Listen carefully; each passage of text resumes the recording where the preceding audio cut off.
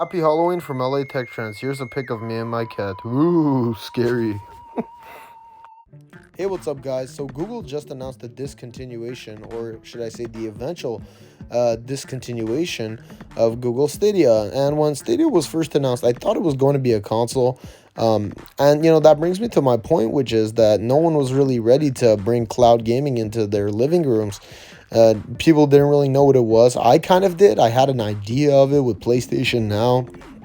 Um, but it was a relatively new technology, and it was a niche technology, and Google kind of wanted to bring it into the mainstream. And slowly but surely, they're bringing about a dystopian age of gaming where you won't own your games anymore. It's all going to be either digital or on the cloud.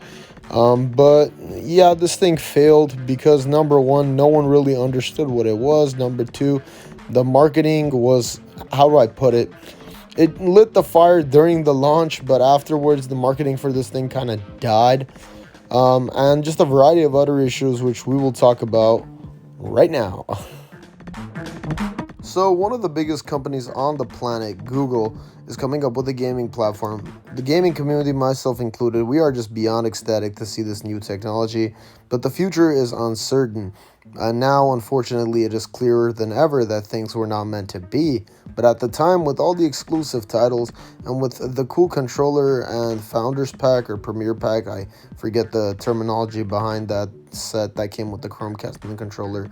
Anyways, with all of that in mind, this seemed exciting initially, but the technology was relatively new and just didn't live up to the hype. I feel like the Stadia platform is going to be looked at as too ahead of its time, and it just came out at the worst time. We didn't need cloud gaming just about now.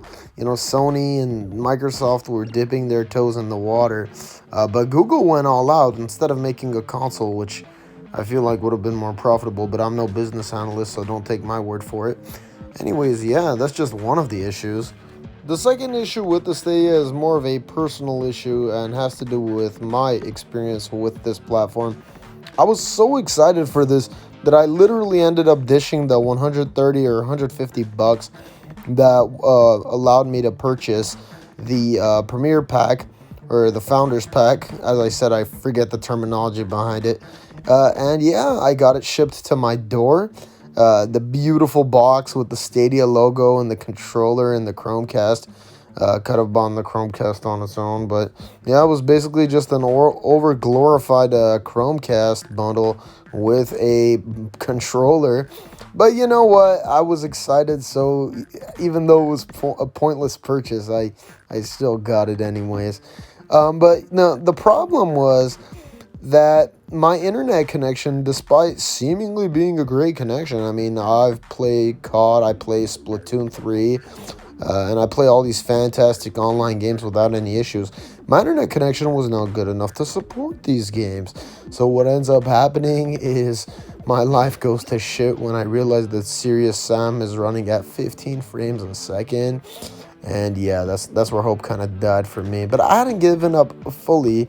I really hadn't. I thought that they would fix those connectivity issues in a year, but I gotta blame my connection. Then again, most people probably don't even have type of dedicated connection to support this particular technology.